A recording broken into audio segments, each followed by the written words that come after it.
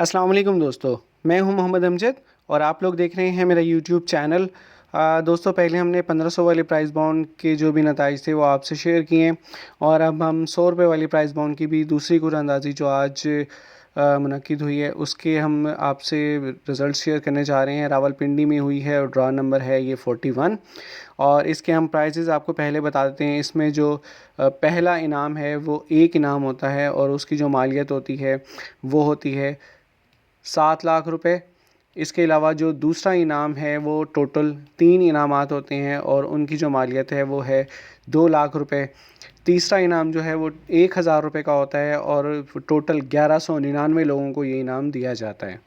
अब जो पहला इनाम आज लगा है 100 रुपये वाले प्राइस बॉन्ड का, 7 लाख रुपए का ये इनाम है और इसका नंबर है 715962। जी हाँ, मैं रिपीट कर रहा हूँ 715962। दूसरा इनाम जो है वो 2 लाख रुपए का है और ये 3 इनामात होते हैं। इसमें जो पहला नंबर है वो है 305478, दूसरा है 742009 और तीसरा है 932360।